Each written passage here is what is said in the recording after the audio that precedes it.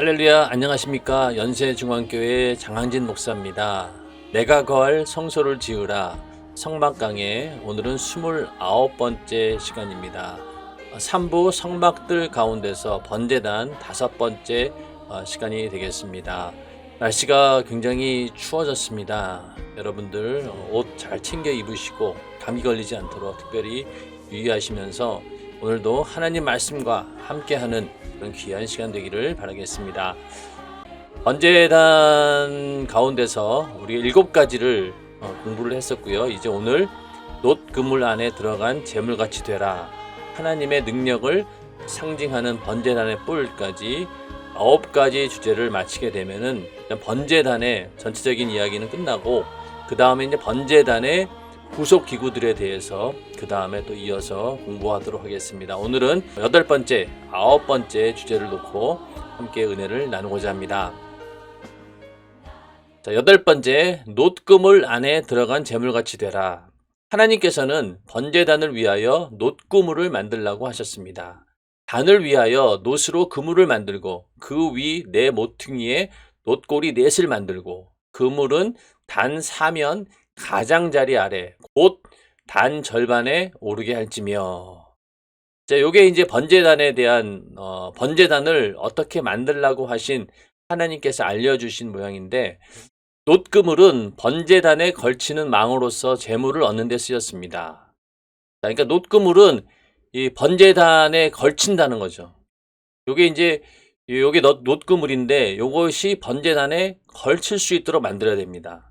그리고 또 놋고리 4개는 이동용 채를 꿰기 위한 것이며 번제단 중앙에 고정하기 위한 것입니다. 자, 여기 그 이동용 채를 고리에다가 껴가지고요, 요거를 요 번제단 요 위에 있는 것들하고 딱 결합을 시키는 거예요. 그래서 요 채를 들고 요거를 위에 딱 얹으면은 요게 딱 중앙에 들어가게 되어 있습니다. 요만큼의 높이만큼 요게 올라가게 되겠죠.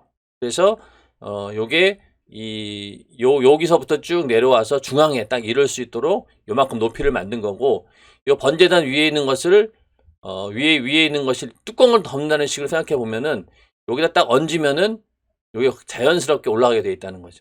이해가 되시죠? 놋금을 철망을 번제단 틀 중간에 둔 이유는 재물을 쉽게 태우고 타고 남은 죄를 쉽게 빠지게 하기 위한 목적입니다. 번제단 틀 중간에 둔 이유는 쉽게 태우고 이 재가 또 이 밑으로 빠져야 되잖아요. 그런 목적을 위해서 이 그물을 이렇게 만든 겁니다. 이처럼 모든 재물을 번제단 놋새 그물에 올려놓고 불을 질러서 태워 올립니다. 그러므로 어떤 재물이든 일단 그물에 놓아야 합니다. 어떤 재물이든 간에 먼저는 이 그물에 놓여지는 작업을 한다는 거죠. 이 그물은 놋으로 되어 있기 때문에 뜨거운 불에도 변하지 않습니다. 지난 시간에 얘기한 것처럼 이 놋은 열 전도성이 높아가지고 어지간히 그 뜨거운 불 아니면 녹지도 않고 변하지도 않습니다. 찢어지지도 않고 잘 상하지도 않습니다. 이렇게 놋그물을 만들려고 하신 겁니다. 여기다 이제 재물을 얹어 놓아서 불로 태울 때 재물은 타버리고 재는 이제 그 밑에 싹 남겠죠. 예. 그래서 이제 이 그물에 대해서 이제 어떤 하나님 말씀이 그 안에 숨어 있느냐, 이제 그런 내용인데, 예수께서는 천국을 바다에 들이워 물고기를 잡는 그물과 같다고 말씀하셨습니다. 또 천국은 마치 바다에 치고 각종 물고기를 모는 그물과 같으니 그물에 가득함에 물가로 끌어내고 앉아서 좋은 것은 그릇에 담고 못된 것은 내어 버리느니라. 마태복음 13장 47절부터 48절 말씀입니다. 천국이라고 하는 그것을 비유함에 있어서 바다에 들이워 물고기를 잡는 그물과 같다는 거예요. 천국이. 이 말씀은 누구나 하나님의 신령한 말씀의 그물에 붙들려야 천국에 갈 수 있다는 말입니다. 천국이라는 그물 안에 내가 들어가야 하고 언제나 내가 그 안에 들어있는지 확인하며 살아야 합니다. 신령한 말씀의 그물이 늘 나를 덮고 그 그물에 걸려 있어야 합니다. 내 신앙생활이 하나님의 관심 안에 들어와 있어야 한다는 말입니다. 자, 우리가 예수 믿으세요, 그럼 천국 갑니다 라고 복음을 전하지 않습니까? 그러면은 그 말씀을 듣고 믿음으로 받아들이는 사람은 일단 그 그물 안에 들어가는 거예요. 믿음을 가지고 일단 그물 안에 들어가는 거죠. 그러면은 그 그물 안에 들어가서 야 진짜 하나님이 살아계시고 또 예수 믿으면은 영원한 천국에 가는구나. 어떻게? 내가 지금까지는 죄로 인해서 천국이 아닌 지옥 갈 수밖에 없었는데 하나님 말씀을 들어보니 아 내가 이제는 지옥이 아니라 천국 갈 수 있는 그런 은혜를 받았구나. 하나님의 아들 예수 그리스도의 피의 공로를 믿고 의지하고 내가 회개하면은 죄의 문제가 해결되고 그로 인해서 나 천국 갈 수 있구나 라면서 그 말씀을 내가 수용하고 이해하게 되고 받아들이게 되면은 그때부터 우리는 예수 믿고 천국 갈 수 있는 거죠. 그 그물 안에 들어온 겁니다. 그 다음부터는 이제 그 그물 안에서 빠지지 않도록 끝까지 우리는 그 그물 안에 있어야 된다는 거죠. 늘 하나님의 관심 안에 들어와 있어야 한다는 말인데 그것은 결국 뭐냐? 하나님 말씀대로 사는 삶, 또 내 안에 성령을 모시고 성령과 함께하는 삶을 살게 되면은 당연히 하나님께서 그 관심사가 어디 있겠습니까? 우리에게 있을 수밖에 없죠. 우리 안에 하나님의 아들 예수의 피가 있고 또 성령께서 우리와 함께 하시기 때문에 하나님의 관심이 우리에게 있을 수밖에 없습니다. 그 상태를 계속 유지해야지만이 우리가 천국에 갈 수 있다. 왜냐면은 나중에 가서 물가로 끌어낸 다음에 좋은 것과 못된 것을 구분하는 때가 온다는 거예요. 영원한 천국과 지옥을 심판하는 때가 있기 때문에 그때까지 우리는 이 그물 안에 잘 들어 있어야 되고 더 중요한 것은 나중에 심판대 앞에 가서도 우리가 정말로 좋은 것으로 천국 갈 수 있는 그런 믿음으로 분류되어야 된다는 얘기입니다. 자, 그러므로 우리가 교회에서 하는 모든 활동이 형식적인 열심인지 아니면 하나님의 말씀을 좇는 것인지를 잘 알아야 합니다. 즉, 충성도 하나님 말씀이라는 그물에, 전도도 하나님 말씀이라는 그물에, 예배와 기도와 찬양도 이 그물에 담겨야 합니다. 자, 이 이야기는 결국 우리의 모든 신앙생활이 하나님 말씀 안에 있어야 된다는 거죠. 이 그물 안에 있어야 된다는 거는 하나님 말씀을 벗어나면 안 되는 거예요. 항상 내가 충성하는 이유도 하나님 말씀을 근거해야 되고 전도하는 이유도 그 말씀의 근거 그리고 예배, 기도, 찬양 그 모든 우리의 신앙생활이 하나님 말씀이라고 하는 그 그물 안에 들어있어야지만이 온전하다는 겁니다. 또 그물에 걸려 있다고 다 되는 것이 아니라 나쁜 것은 내어버린다고 했으니 좋은 것이 되어 그릇에 담겨야 합니다. 그러니까 아무리 우리가 열심히 충성한다 하더라도 그것이 하나님 말씀에서 벗어나게 되면은 그 충성은 하나님이 인정하지 않는다는 거죠. 버린다는 거예요. 전도도 마찬가지고 예배도 마찬가지고 기도도 마찬가지고 찬양도 마찬가지고 항상 이 하나님 말씀이라고 하는 그 그물에 들어있어야 된다라고 하는 것입니다. 또 그것뿐 아니라 다른 그물에 담겨서도 절대 안 됩니다. 성경은 우리가 전에 들은 복음 이외에 다른 복음을 전하면 저주를 받는다고 했습니다. 마지막 때에는 그리스도가 여기 있다 저기 있다 하는 소리를 잘 분별하여 절대 다른 복음에 미혹당해 영혼이 망하는 일은 없어야 합니다. 오직 예수라는 그물에만 담겨야 합니다. 자, 다른 그물도 있다는 거예요. 그런데 엉뚱하게 다른 그물에 담기면은 그물 안에 있는 것으로 착각한다는 얘기죠. 그러나 그 그물은 예수라고 하는 그물, 하나님 말씀이라고 하는 그물이 아닌 거죠. 엉뚱한 그물에 들어갔다가 결국은 다른 곳으로 가버리는. 그 얘기는 결국 뭐냐? 예수라고 하는 그 복음 외에 다른 복음을 듣고 그걸 믿고 거기에 거하게 되면 결국은 저주를 받아서 영원한 멸망에 처한다. 이 다른 복음을 전하는 자들이 어떤 자들입니까? 적그리스도, 또 거짓 선지자, 우리를 미혹하는 자들이기 때문에 그들이 가는 곳이 지옥이기 때문에 결국 그 그물 안에 있으면은 그들과 함께 영원한 지옥에 갈 수밖에 없다. 그래서 우리가 천국에 가기 위해서는 반드시 오직 예수라는 그물에 담겨야 된다라고 하는 그런 말씀입니다. 아브라함도 노아도 각자 그 시대에 하나님의 그물에 담긴 사람입니다.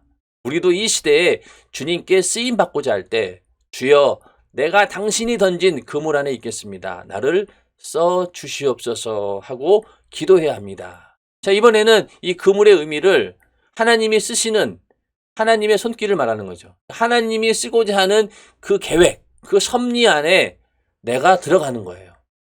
그것을 하나님의 그물에 담겼다라고 표현하고 있는 것이죠. 하나님이 던진 그 그물 안에 내가 들어간다라고 하는 것은요, 그 섭리 안으로 내가 들어간다는 것이죠. 바울이 지식의 그물, 신분의 그물, 혈통의 그물, 율법의 그물, 바리새인이라는 그물에 담겨 있을 때에는 자기가 대단한 줄 알았습니다. 그의 지식이라고 하는 것이 당대 그 최고의 선생으로부터 그가 배운 사람이고, 신분도 그가 유대인 중에서는 정말로 순수한 혈통이고, 그렇죠? 혈통도 마찬가지고, 율법에 있어서도 흠이 없는 자요. 바리새인 중에 바리새인이었기 때문에 그는 거의 그 당시로 봐서는 완벽한 사람이었어요.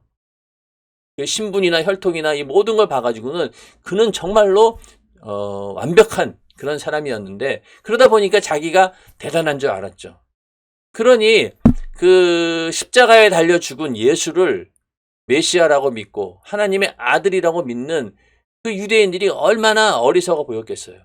그래서 그들을 어떻게든 돌이키게 하고 그 예수를 쫓는 자들을 감옥에 넣어서 핍박하면서까지로도 그 하나님의 자존심을 지키려고 했던 그런 사람이었어요. 그게 다 어디에서 온 거냐? 그가 가지고 있는 지식, 신분, 혈통, 율법, 이 바리새인이라고 하는 그런 의, 이런 것들에게 있었기 때문에 자기가 대단한 줄 알았다는 거예요. 그런데 다메섹으로 가는 길에 예수를 만나는 순간 그 그물에서 빠져나와 세상이 멸시하고 천대하여 내버린 예수가 달린 십자가라는 놋그물에 담기는 순간부터 십자가 복음만 전하는 복음 증거자가 되었습니다. 예전에 그 그물에서 나와가지고 그게 어떻게 나오게 되었어요? 빛을 보게 된 거죠. 예수라고 하는 그 빛을 보는 순간 어떻습니까? 지금까지 내가 가지고 있는 것들이 모두가 이것은 정말로 배설물과 같은 것이구나. 그러면서 다 던져버리고 이제는 예수를 쫓게 됩니다. 예수라고 하는 그 십자가의 그 놋그물에 들어간 거죠. 그러면서 그가 그 예수를 핍박하던 그 열정, 유대교를 열심으로 섬기면서 하나님을 모독하는 그런 사람들을 내가 내 손으로 어떻게든 해치워야 되겠다라는 그런 열정이 이제는 예수의 복음을 전하는 자로서 온 생애를 다 바쳐서 그 일을 하게 됩니다. 완전히 바뀐 거죠. 그게 바로 이제는 예전에 있는 그 그물에서 이제 예수라고 하는 그 새로운 그물에 담겼기 때문에 그런 일이 생긴 겁니다. 율법이라는 그물도 찢어지고 학문이라는 그물도 찢어지고 그의 혈통과 배경이라는 그물도 찢어지지만 십자가의 도라는 그물만은 영원히 찢어지지 않는다는 것을 깨달았던 것입니다. 바울은 이걸 안 거죠. 율법, 학문, 혈통 배경, 이게 다 무의미하구나. 이거는 정말로 그냥 버려야 되는 배설물에 불과한 것. 또 예수 그리스도라고 하는 그 위대한 하나님의 아들의 그 가치에 비하면은 정말로 보잘것없는 것들이구나. 그러면서 그런 것들을 말로만 한 것이 아니라 그의 삶으로서 그런 것들을 싹 다 버리게 됩니다. 복음을 전했다라고, 예수를 전했다라고 하는 그 이유 때문에 결국은 감옥에 갇히게 되죠. 그러면서 그 감옥에서 계속해서 그 로마까지 이제 가게 되는데, 그러면서 이제 바울이 아그리빠 왕과 베스도 총독 앞에 끌려가 신문을 받는 자리에서 계속 예수만 변호하자 베스도가 바울아, 네가 미쳤도다. 네 많은 학문이 너를 미치게 한다 하고 말하였습니다. 그때 바울은 더 담대하게 말이 적으나 많으나 당신뿐 아니라 오늘 내 말을 듣는 모든 사람도 다 이렇게 결박한 것 외에는 나와 같이 되기를 하나님께 원하나이다 하고 외쳤습니다. 십자가 도의 그물에서 빠져나오면 당장 목숨을 부지할 수 있겠지만 바울은 차라리 그 그물 안에서 죽겠다는 것입니다. 자, 여기서 아그리빠 왕과 베스도 총독은 이 예수를 살릴 수도 있고 죽일 수도 있는 그런 권세를 가진 자들이죠. 그런데 그 앞에서 나를 여기서 꺼내주세요라고 이렇게 부탁해도 나올까 말까 한데 오히려 거기서 예수를 더 증거한 거예요. 그러니 이 베스도라고 하는 사람은 바울이 어떤 사람인지 알았던 거예요. 그가 정말로 많은 학문을 알고 있는 그런 촉망받는 그런 사람이었는데 어떻게 그런 학문이 너를 오히려 미치게 만들었구나. 이러면서 미친 사람 취급을 하게 됩니다. 그러나 바울은 더 담대하게 당신도 예수 믿으시오 이 얘기인 거죠. 왕 앞에서. 아그리빠 왕, 베스도 총독, 그 당시 유대를 다스리고 또 로마의 권세자 앞에서 자기를 죽일 수도 있는 그런 권세자 앞에서 담대하게 예수 믿으라고 이렇게 얘기한 거죠. 그러니까 이거는 정말로 목숨을 초월한 그런 믿음입니다. 결국 그게 어디서 왔느냐? 예수라고 하는 그 그물 안에 완전히 들어왔기 때문에, 십자가의 도라고 하는 그 그물 안에 들어왔기 때문에 가능한 일이죠. 그러니까 죽음을 내놓고라도 나는 절대로 거기서 빠져나올 수 없다. 당신도 이 그물 안에 들어오십시오. 라는 그런 강력한 호소, 복음 전도가 이 자리에서 있었던 겁니다.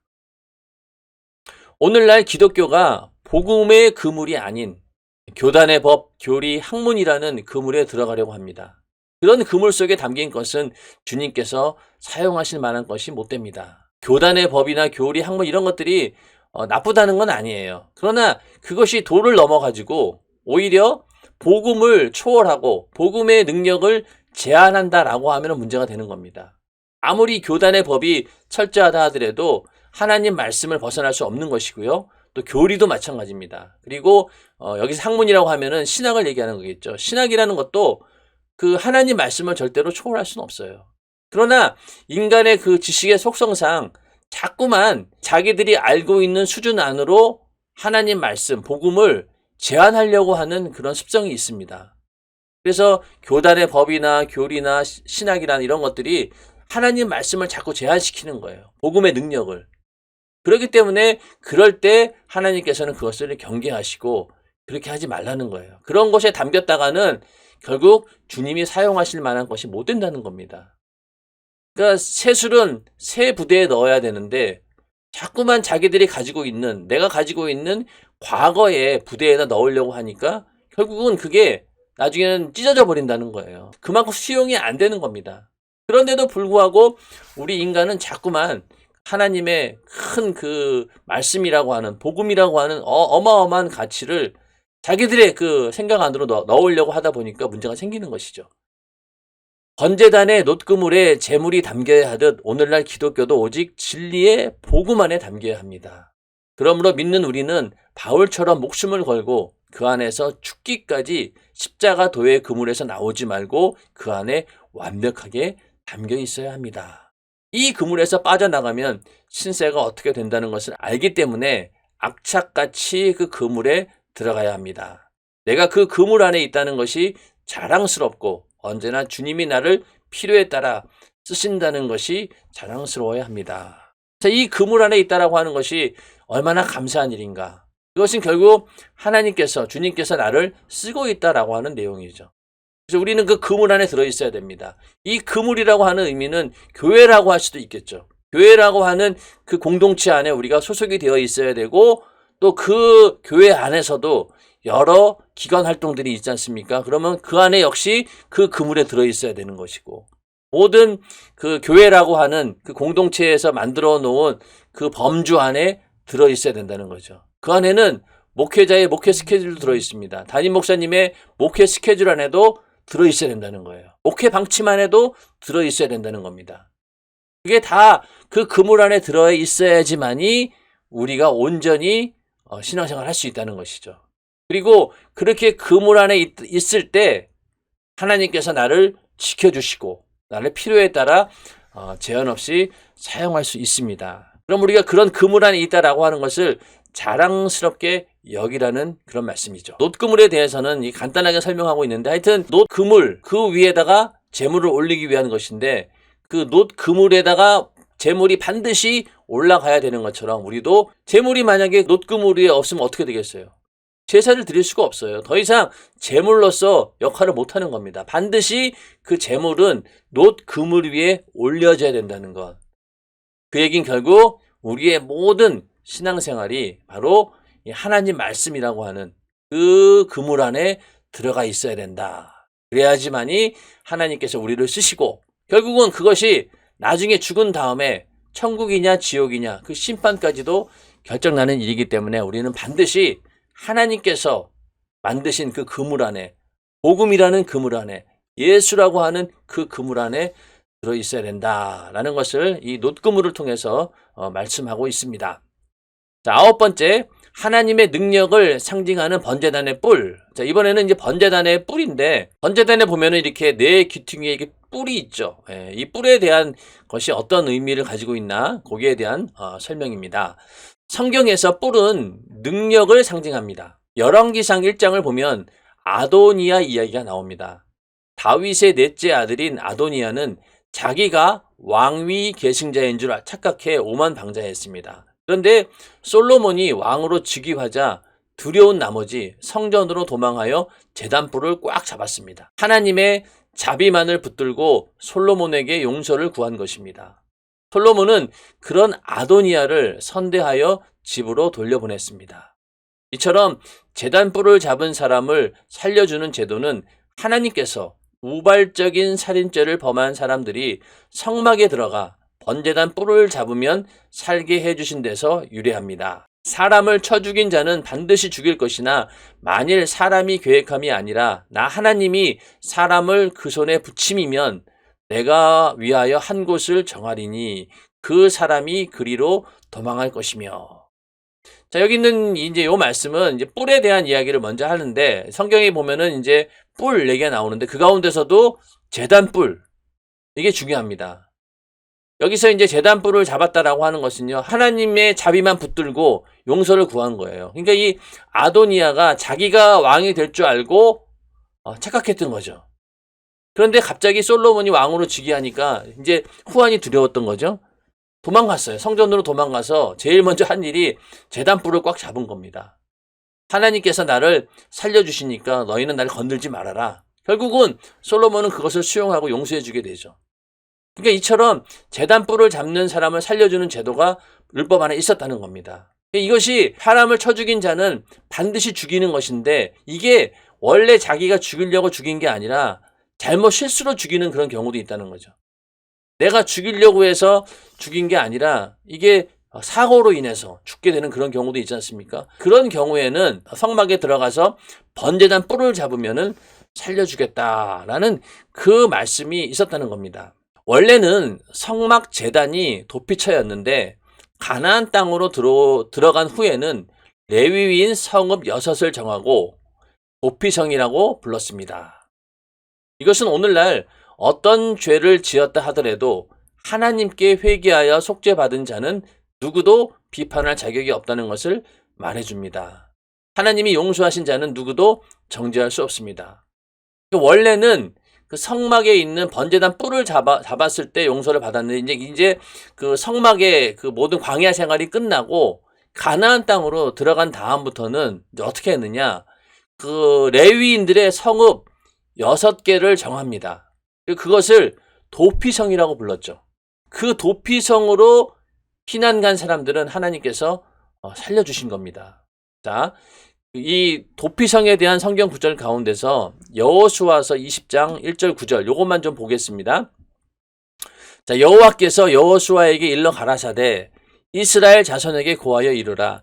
내가 모세로 너희에게 말한 도피성을 택정하여 부지 중 오살한 자를 그리로 도망하게 하라. 이는 너희 중 피해 보수자를 피할 곳이니라.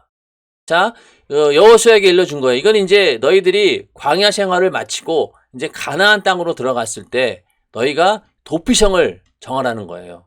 거기는 어떤 용도로 만드는 것이냐? 부지 중에 오살한 자. 그러니까 잘못해가지고 사람을 죽인 거예요. 오살인 거죠. 그러니까 잘못 죽인 겁니다. 그리로 도망하게 하라.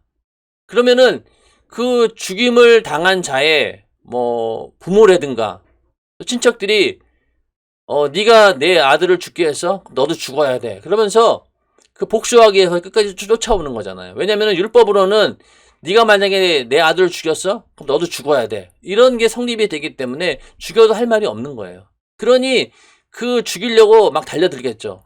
그럴 때 어디로 가라는 거예요? 이 도피성으로 피하면은 그 죽음을 모면할 수 있다라고 하는 겁니다. 자, 4절.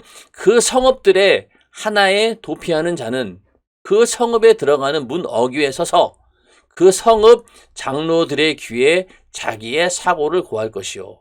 그들은 그를 받아 성읍에 들여 한 곳을 주어 자기들 중에 거하게 하고. 피해 보수자가 그 뒤를 따라온다 할지라도 그들은 그 살인자를 그의 손에 내어주지 말지니 이는 본래 미워함이 없이 부지중에 그 이웃을 죽였습니다. 그러니까 그 도피성에 가면은 먼저 그 장로들에게 내가 이러한 사고를 냈습니다. 그걸 얘기해 주고 그 다음에 그러면은 이제 그 장로들이 그 산을 받아가지고 거처를 마련해 주라는 거예요. 그 다음에 이제 그 복수하기 위해서 오는 그 사람이 그 뒤를 따라온다 할지라도 내어주지 말라는 거예요. 왜? 본래 미워해서 죽인 게 아니라는 거죠. 부지 중에 오살한 거예요. 잘못 죽인 거예요. 자, 그 살인자가 회중의 앞에 서서 재판을 받기까지나 또 당시 대제사장의 죽기까지 그 성읍에 거하다가 그 후에 그 살인자가 본 성읍 곧 자기가 도망하여 나온 그 성읍의 자기 집으로 돌아갈지니라. 언제까지 있어야 되느냐? 회중의 앞에 서서 재판받을 때까지. 그리고 당시 대제사장이 죽을 때까지. 그래서 성경에 보면은 요거를 참지 못하고 제사장이 죽어야지만이 자유할 수 있는데 이 대제사장이 죽기 전에 그냥 나와버린 거예요. 그러면은 보수자들이 와서 대신 죽일 수 있는 거예요. 그러니까 언제까지 있어야 되느냐? 재판을 받을 때까지 아니면은 대제사장 그 안에 있는 거기를 관할하는 그 대제사장이 죽기까지 그 성읍에 있어야 되는 겁니다. 그러면은 그러다 그 이후에 이제 나올 수 있는 거예요. 자기 집으로 돌아갈 수 있다는 겁니다. 그래서 그 도피성을 어디에 두었느냐? 무리가 납달리의 산지 갈릴리 게데스와 에브라함 산지의 세겜과 유다 산지의 기랏 아르바 곧 헤브론을 구별하였고 게데스, 세겜, 헤브론 또 여리고 동요단 저편 루벤 지파 중에서 평지 광야의 베셀과 갓 지파 중에서 길르앗 라봇과 므낫세 지파 중에서 바산 골란을 택하였으니 이는 곧 이스라엘 모든 자손과 그들 중에 우거하는 객을 위하여 선정한 성읍들로서 누구든지 부지중 살인한 자로 그리로 도망하여 피해 보수자의 손에 죽지 않게 하기 위함이며 그는 회중 앞에 설 때까지 거기 있을 것이니라. 자, 그러면은 왜 6개나 만들었을까요? 그것은요, 그 이스라엘이 살고 있는 그 지파들이 살고 있는 그 거기에서 막 뛰어가지고요, 전력을 다해 뛰어서 해가 지기 전에 도착할 수 있는 그 정도의 거리로 정했습니다. 왜냐면은 너무 거리가 멀면은요, 도망가다 붙잡히잖아요. 그러니까 전력을 다해서 도망가서 피할 수 있는 만큼의 시간, 그걸 계산해서 그 정도의 거리를 두고 6개의 성을 만든 겁니다. 제가 그때 한번 대충 계산을 해보니까 우리 계산으로 치면은 우리 교회에서 흰돌산 수양관 정도? 그 정도 거리인 거예요. 우리는 지금이야 뭐 차를 타고 다니니까 잘 모르겠지만은 만약에 거기까지 우리가 도망친다 생각하면은요, 아침부터 분주하게 뛰다시피 하면은요, 해질녘에는 도착할 수 있는 거예요. 그 정도의 거리입니다. 그래서 어느 곳에 있든지 간에 거기서 도망가더라도 그 정도의 거리. 만약에 여기서 문제 생겼다 그러면 제일 가까운 곳이 어디냐? 베셀이구나. 일로 도망가자. 여기서 문제가 났다 그러면 여기로 가자. 이런 식으로 해서 6개를 만들어 놓은 것은요, 빨리 그 도피성으로 피할 수 있도록 해 놓으신 거죠. 이 도피성의 의미는요, 오늘날 어떤 죄를 지었다 하더라도 하나님께 회개하여 속죄받은 자는 누구도 비판할 자격이 없다는 걸 보여주는 거죠. 그러니까 하나님 앞에 회개한 죄에 대해서는요, 어느 누구도 추궁할 수 없는 겁니다. 그러므로 우리의 도피성은 어디입니까? 바로 예수 그리스도 안으로 들어가는 거죠. 나는 죄를 지었지만은 내 죄를 대신 담당하신 예수 그리스도의 피의 공로를 꽉 붙들고 그 안으로 들어가는 순간 우리는 어느 누구도 내 죄에 대해서 정죄할 수도 없고 그 죄를 추궁할 수도 없고, 결국은 우리는 거기서 자유함을 얻게 되는 겁니다. 결국은 도피성, 거기는 바로 예수 안이 되는 것이죠. 한편 다윗은 하나님을 구원의 뿔이라고 찬양했습니다. 뿔에 대한 두 번째 의미는 이제 구원의 뿔인데, 시편 18편 2절에 보면은요, 여호와는 나의 반석이시요 나의 요새시요 나를 건지시는 자시요 나의 하나님이시요 나의 피할 바위시요 나의 방패시요 나의 구원의 뿔이시요 나의 산성이시로다. 결국 이 구원의 뿔이라고 하는 것도 내가 피할 수 있는 그런 피난처라는 의미도 있어요. 왜냐하면 반석, 요새, 또 피할 바위, 방패, 산성, 이게 전부 다 뭐예요? 나를 지켜주는 보호 역할을 하는 거죠. 그래서 그 요새라고 하는 것도 다윗이 도망 다니면서 숨어 있는 것이 바로 요새입니다. 요새라고 하는 것은요, 내가 숨어 있다가 적을 발견하기 가장 쉬운 장소가 바로 요새가 되는 거죠. 그러면은 거기가 굴일 수도 있고요, 또 바위일 수도 있고, 그렇게 해서 하나님께서 나를 지켜주신다. 또 산성이라고 하는 것도 뭐예요? 산에 있는 큰 성인데 그 성에는요, 적군이 들어오더라도 일단은 먼저 우리가 발견하잖아요. 성에 있다라고 하는 것은요, 적의 침략으로부터 보호받을 수 있고 제일 먼저 적들의 움직임을 파악할 수 있기 때문에 전쟁에서 이길 수 있는 겁니다. 그래서 하나님이 우리의 산성이라는 거죠. 그래서 또 신약에서는 예수 그리스도를 구원의 뿌리라고 했습니다. 자기가 죄를 지었지만은 그 죄를 하나님께 용서함 받으려고 그 뿔을 콱 잡으면은 하나님께서 용서해 주신다는 거죠. 그래서 그 예수 그리스도가 곧 우리의 구원의 뿌리다라고 하는 것은 우리의 구원자가 되신다. 우리의 죄를 대신해 주시는 그런 분이기 때문에 그 예수 그리스도의 보혈의 능력으로 우리는 죄에서 벗어날 수 있다라는 것을 말해주는 것이죠. 누가복음 1장 69절부터 71절을 보면은요, 우리를 위하여 구원의 뿔을 그종 다윗의 집에 일으키셨으니 이것은 주께서 예로부터 거룩한 선지자의 입으로 말씀하신 바와 같이 우리 원수에게서와 우리를 미워하는 모든 자의 손에서 구원하시는 구원이라. 구원의 뿔이라고 예수를 말씀하고 있습니다. 그래서 이처럼 뿔은 구원의 능력, 곧 예수 그리스도를 상징합니다. 번제단에 있는 네 개의 뿔은 결국 예수를 상징하는 거죠. 예수의 능력. 그래서 십자가의 도가 구원을 얻는 우리에게는 하나님의 무엇? 능력이라고 했고, 복음은 모든 믿는 자에게 구원을 주시는 하나님의 능력이라고 한 것입니다. 자, 이게 얼마나 대단한 능력입니까? 영원히 지옥이라고 하는 하나님의 은혜가 도저히 다다를 수 없는 그 지옥에 있는 자들을 한꺼번에 싹 건질 수 있는 그런 능력이니 이게 얼마나 대단한 능력이겠습니까? 그게 바로 예수 그리스도의 능력인 것이죠. 오늘날 십자가의 복음을 전하는 교회는 능력이 있습니다. 마귀가 역사할 때 몰아내고, 질병이 역사할 때 고치고, 귀신이 역사할 때 쫓아내버리는 능력으로 하나님이 살아계시다는 것을 보여주어 믿음의 결국인 영원 구원의 사명을 감당해야 참다운 교회입니다. 교회에 능력이 있어야 된다는 거예요. 마귀를 몰아내고, 질병을 고치고, 귀신을 쫓아내고, 하나님이 살아계시다는 것을 현재성 있게 보여주고, 그리고 영혼을 지옥에서 건져내는, 전도해서 그들을 회개케 만들고 그들이 그리스도인으로 변화되어가는 그런 일들을 감당해야지 참다운 교회라는 거죠. 그게 바로 능력이라는 겁니다. 인간들을 영원한 사망과 질병과 저주와 귀신과 마귀의 손에서 건지는 능력이 있어야 하나님이 계신 번제단으로서 역할을 하는 것입니다.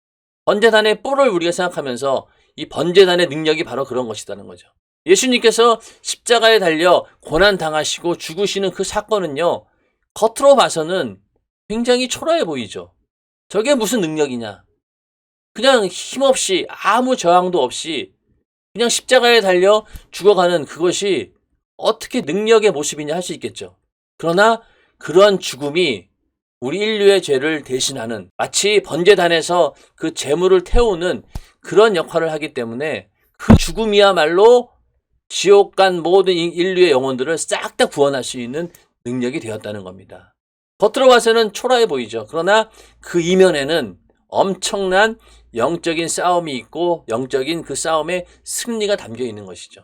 그래서 이 번제단의 그 능력, 십자가의 능력이라고 하는 것을 번제단에 붙어 있는 이 네 개의 뿔을 통해서 우리는 알 수 있는 것입니다. 그 능력이 우리 안에 있어야 된다는 것. 또 그 능력이 주님의 몸된 교회라고 하면은 교회에 반드시 있어야 된다는 것입니다.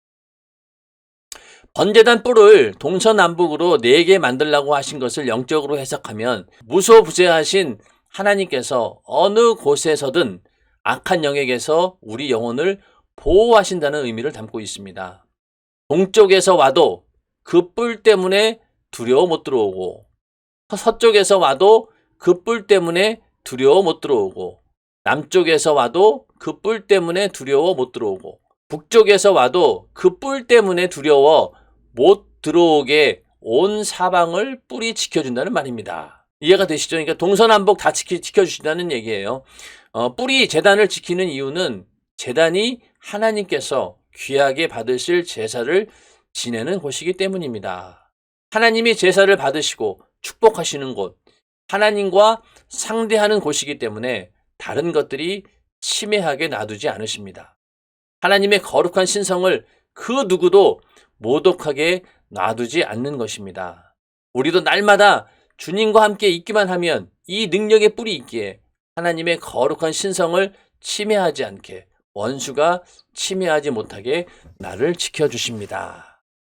이게 번제단에 뿔을 세우고 하나님께서 지켜주시는 이유는 거기서 하나님의 신령한 일이 이루어지기 때문에, 죄를 용서해주는 그 제사가 이루어지는 곳이기 때문에 이 번제단에 뿔을 만들어 놓고 그 능력으로 지켜주신 것인데, 오늘날 우리도 내가 성령이 거하는 거룩한 전의 역할을 온전히 감당한다라고 하면은 하나님께서 그 능력으로 우리를 지켜주십니다. 절대로 악한 영들이 침투하지 못하도록, 그로 인해서 하나님의 일이 잘못되지 않도록 나를 지켜주시고 보호해 주시는 거예요. 하나님의 능력으로 보호함을 받는 우리 모두가 되시기를 주님의 이름으로 축원합니다. 그러니까 내가 그 보호받기 위해서는 내가 성령의 전으로서 그 거룩한 사명을 온전히 감당하고 있어야 된다는 얘기죠. 그랬을 때 하나님께서 능력으로 우리를 지켜주시는 것이지, 그 역할을 감당하지 못한다라고 하면은 오히려 하나님께서도 우리를 지킬 수 있는 명분이 없는 거예요. 그러나 내가 성령의 전으로서 쓰임받고 하나님께서 귀하게 쓰실 수 있는 그런 번제단처럼 귀하게 쓰이는 도구가 될 때 하나님께서 우리를 지켜주신다. 날마다 주님과 함께 있기만 하면 이 능력의 뿔이 있기 때문에 우리를 원수의 침해로부터 나를 지켜주신다라는 그런 내용입니다. 그래서 우리가 이 악한 마귀와의 싸움에서 이기기 위해서는 하나님께서 쓸 수밖에 없는 그런 거룩함이 있어야 됩니다. 이것만이 악한 영들을 이길 수 있는 능력이고, 그래서 우리가 신앙생활을 잘해야 된다, 열심히 해야 된다 하는 이유는 사전에 이렇게 우리를 보호할 수 있는 그 능력을 가지고 있기 위해서 우리는 거룩하게 쓰임받는 자가 되어야 된다는 겁니다. 결론은, 만약에 우리가 똑같은 사람이 둘이 있는데 한 사람은 그냥 예수만 겨우 믿었어요. 근데 이 한 사람은 끝까지 주님과 함께 하면서 말씀대로 살고 신앙생활 열심히 해가지고 하나님의 그 뜻 가운데 있는 사람이에요. 그러면 누가 하나님께서 누구를 더 잘 지켜주시겠냐고. 여기는 회개하고 여러 과정을 거쳐서 하나님과의 관계를 회복해야 되지만은, 그러나 늘 주님과 함께하는 그 사람은요, 하나님의 늘 관심을 가지고 또 써야 되니까 하나님께서 그를 써야 되기 때문에 계속해서 지켜주시고 보호해 주신다는 거죠. 제단뿔은 하나님의 법 안에서 그 권위와 능력을 인정하는 자가 잡으면 살지만, 그렇지 못한 자는 아무리 붙잡아도 전혀 효력이 없습니다. 즉, 살려고 붙잡는 자에게는 구원의 뿔이요, 도전하는 자에게는 죽음과 절망과 저주를 가져오는 뿔입니다. 오늘날 우리도 주님의 몸된 교회의 어떤 권위에도 도전해서는 안 됩니다. 자, 그 예수를 믿지 않는 사람들은 이 권위와 능력을 인정하지 않는 자들이죠. 그러니까 예수에 대해서 함부로 비하하고 함부로 조롱하고, 그거는 그러한 권위와 능력을 인정하지 않는 거죠. 죄의 문제를 해결해 주시는 나의 구원주로 인정하지 않기 때문에 그런 식으로 함부로 예수를 대적하는 겁니다. 예수를 믿는 자들은 어떤 자들이에요? 아, 정말로 이 예수가 내 죄를 대신 담당했구나, 내 영혼을 살려주는 자구나 라고 절실하게 붙잡는 자, 그런 자에게 구원이 있는 거잖아요. 그런 것처럼 살려고 붙잡는 자에게는 구원의 뿔이지만은 도전하는 자에게는 죽음과 절망과 저주를 가져오는 뿔이라는 겁니다. 그런 목적이 아닌 다른 목적으로 제단뿔을 잡게 되면 어떻게 되겠어요? 즉사합니다. 그냥 죽어버려요. 저주를 받게 되죠. 그러니까 오늘날도 주님의 몸된 교회의 어떤 권위에도 도전해서는 안 된다는 거예요.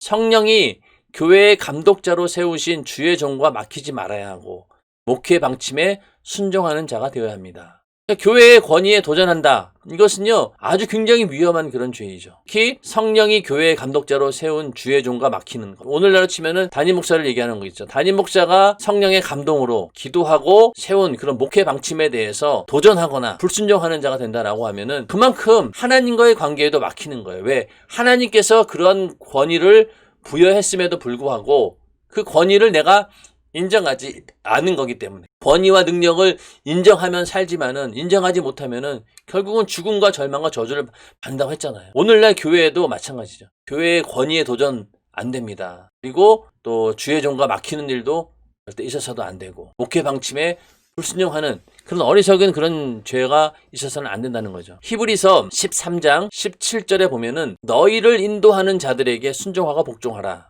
저희는 너희 영혼을 위하여 경성하기를 자기가 회개할 자인 것 같이 하느니라. 저희로 하여금 즐거움으로 이것을 하게 하고 근심으로 하게 말라. 그렇지 않으면 너희에게 유익이 없느니라. 너희를 인도하는 자들, 다 저희라고 말하고 있죠. 순종하고 복종하라는 거예요. 왜냐하면 너희 영혼을 위해서 경성하면서 기도하고 네 영혼을 위해서 애쓰고 수고하는 자들이니까 즐거움을 줄지언정 근심되게 하지 말라는 얘기. 그렇지 않으면 너에게 유익이 없다는 겁니다. 또 직분을 교회에서 사람들 위해 군림하는 권력으로 오해하지 말고 오직 순종하는 직분으로 알고 겸손히 교회를 섬기는 자가 되어야 합니다. 그 교회에서 주는 그 직분이라고 하는 것이 우리에게 그런 권위를 부여하는 것이 그 이유가 무엇입니까?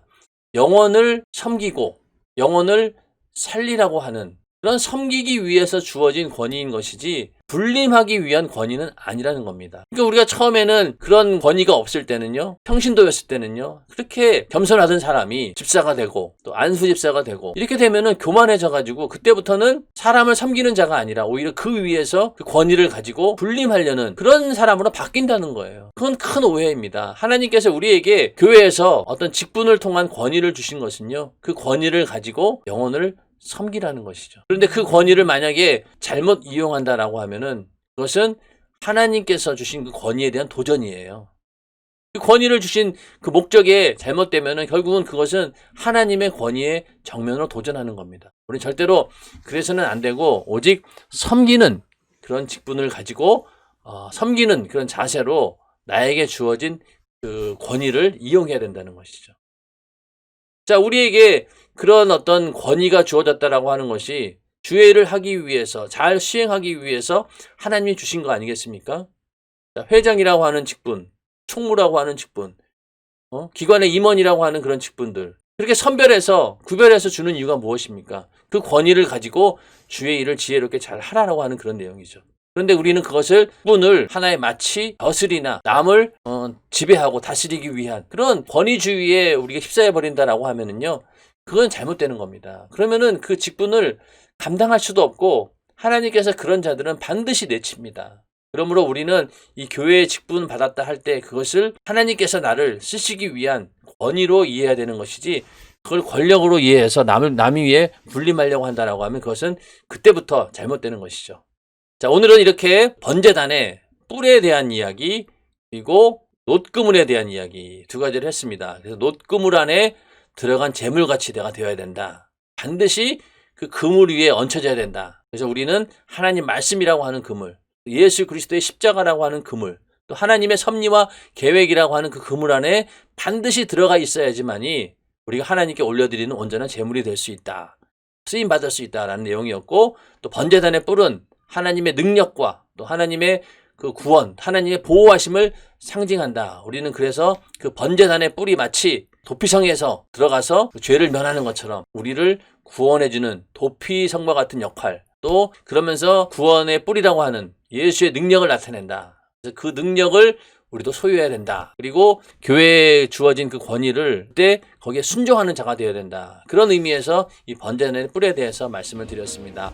번제단의 9가지 주제를 쭉 말씀을 드렸고요. 이것으로 인해서 일단 번제단 전체적인 이야기는 끝나고 이제 그 번제단에 있는 그 부속 기구들에 대해서 다음 시간에 또 공부해 보도록 하겠습니다. 자, 내가 거할 성소를 지으라. 이제 그 상권 거의 끝을 향해 가고 있습니다. 여러분들 빠지지 말고 잘 강의를 잘 시청하셔서 끝까지 완주하는 우리 모두가 되기를 바라겠습니다. 성경 말씀은요, 우리 안에 한번 내 안에 깊이 새겨지게 되면요, 그것이 발휘하는 힘이라고 하는 것은 엄청납니다.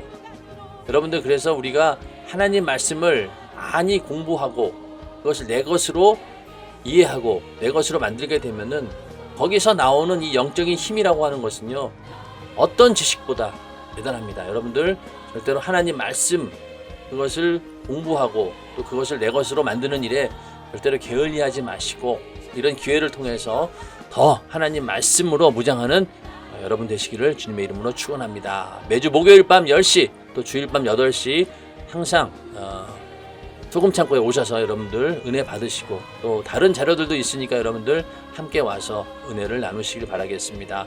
오늘은 여기까지 하겠습니다. 다음 시간에 또 만나 뵙도록 하겠습니다. 주 안에서 평안하시길 바랍니다. 감사합니다.